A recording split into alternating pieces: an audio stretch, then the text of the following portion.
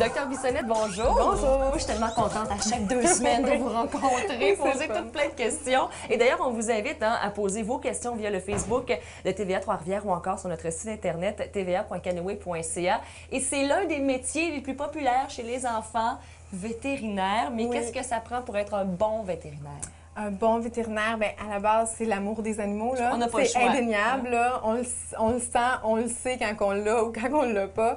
Puis un amour des sciences, parce que ça prend, premièrement, des études en sciences avant de rentrer en médecine vétérinaire. Puis la médecine vétérinaire, c'est très scientifique, très poussé, donc il faut être attiré par les sciences, évidemment. Parce que c'est la médecine. Oui, on parle d'animaux, mais parfois, j'ai l'impression qu'on banalise le métier. C'est un docteur, donc c'est vraiment la médecine, c'est poussé, c'est un cours universitaire. Oui, c'est un cours universitaire, c'est un doctorat de 5 ans. Puis oui, c'est de la médecine. Hein. Quand on gradue vétérinaire, on peut opérer au niveau abdominal, on peut faire, c'est ça, des chirurgies, on peut faire de la pharmacie, on examine, on palpe, on traite, on fait des bilans sanguins. Oui. Donc, c'est vraiment de la médecine, puis on va vraiment chercher le côté scientifique, le côté anatomique, on se connaît bien. Là. Et il y a un endroit au Québec, moi je ne le savais pas, je pensais qu'il y avait plusieurs universités qui offraient le cours, mais non. Un seul endroit où on peut pratiquer et avoir notre diplôme? Oui, c'est un seul endroit, c'est l'Université de Montréal à Saint-Hyacinthe. C'est la seule université qui offre le cours de médecine vétérinaire au Québec. Ouais. Et pour s'y rendre, j'imagine que ça ne doit pas être facile non plus. Comment ça fonctionne? En fait, c'est vraiment, il faut avoir un bon dossier scolaire, des bonnes notes. Oui, il faut clencher et avoir des bonnes notes parce que l'entonnoir est très serré. Là. Ils vont prendre à peu près 100 étudiants du collégial, 100 étudiants de l'université, les meilleurs au Québec.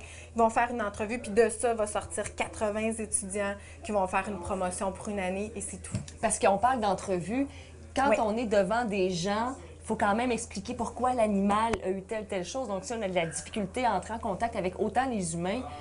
Ah oui, c'est ça. Ça prend une capacité de bien communiquer puis une capacité de bien vulgariser. Hein, parce que la médecine, des fois, ça peut être un peu ardu, mais il faut être capable d'expliquer c'est quoi que votre animal a, qu'est-ce qu'on fait, puis qu'est-ce que ça va donner finalement. Et une fois vétérinaire, on peut aller vers plein de directions. C'est ça qui est intéressant aussi. Aujourd'hui, on est dans une clinique, la clinique vétérinaire Rive-Nord. Donc, c'est surtout les chats et les chiens, mais on peut vraiment aller vers plein de directions. Oui, définitivement. Les gens ne le savent pas, mais quand on gradue vétérinaire, au bout des 5 ans, on peut pratiquer dans tout ce qu'on veut. Hein. On est généraliste. J'aurais pu travailler dans les vaches, les chevaux, importation, exportation des animaux, dans les abattoirs pour l'hygiène des viandes, en recherche, en enseignement, les animaux de la faune, en environnement aussi. Il y a des vétérinaires qui travaillent là-dedans. Donc, les perspectives d'emploi sont vraiment très larges. Là. Et dans les zoos aussi. Ça, c'est toujours impressionnant de voir les gorilles, les tigres. Oui, du pinson au gros gorille. Oui, c'est vrai. C'est vraiment... on peut travailler dans les zoos aussi.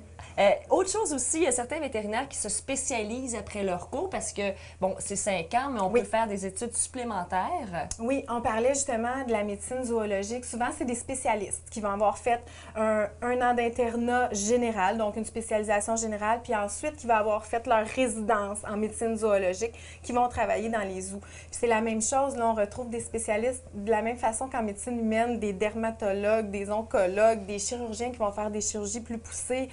Tout ce que vous pouvez imaginer en médecine humaine. En chimiothérapie aussi. Oui, les oncologues s'occupent de la chimiothérapie. Des dentistes et des vétérinaires. Ça, je savais pas ça. Oui, qui vont faire 3 ans de plus pour On met pas des broches aux chats, il y a des traitements, non, pas nécessairement comme ça, mais il y a des traitements d'ortho qui se font pour changer, la mâchoire ou les dents. Il y a plein de choses qui se font, c'est assez étonnant quand même. Puis à Mauricie, c'est ça, on n'en a pas, mais c'est surtout dans les grands centres qu'on peut en retrouver. Si on a besoin, par exemple, d'avoir ces services, vous pouvez nous référer. On réfère, c'est ça. C'est souvent à Montréal, Québec, ou à Saint-Hyacinthe, à la faculté de médecine vétérinaire. Puis votre vétérinaire, s'il voit la nécessité, va vous référer, il va faire l'action pour vous. Et qu'est-ce qui est le plus agréable dans un métier de vétérinaire? Parce que pour vous, c'est quoi? Qu'est-ce qui a été l'étincelle pour dire hey, « je veux devenir vétérinaire ». Puis est-ce que durant les études, c'est ce que vous vivez présentement? Parce que des fois, on fait les études, puis on dit « c'est pas ça sur le terrain », mais... c'est très différent. Les études sont très théoriques parce qu'il faut comprendre qu'on finit, on sait tout comment traiter les porcs, les oiseaux, les poissons, les chiens, les chats. Donc, les études sont très théoriques. Vers la fin, il y a plus de stages, mais c'est vraiment le plaisir, c'est vraiment la pratique. C'est le plus beau métier du monde.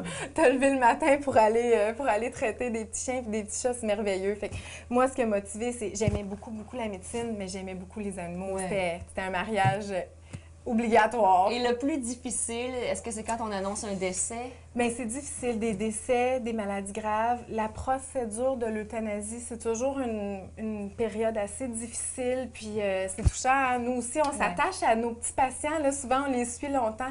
C'est difficile pour nous, puis on comprend à quel point c'est dur pour la famille. Donc, ouais, c'est une partie qui est plus difficile, mais en même temps, c'est un beau geste. Quand c'est bien fait, je trouve qu'il y a quand même une beauté à travers tout ça. Bien, ça paraît que vous êtes passionné parce que regardez les étincelles dans les yeux, Dr. Bissonnette. Merci beaucoup. Merci. On se retrouve à une prochaine chronique. Oui, Merci. merci.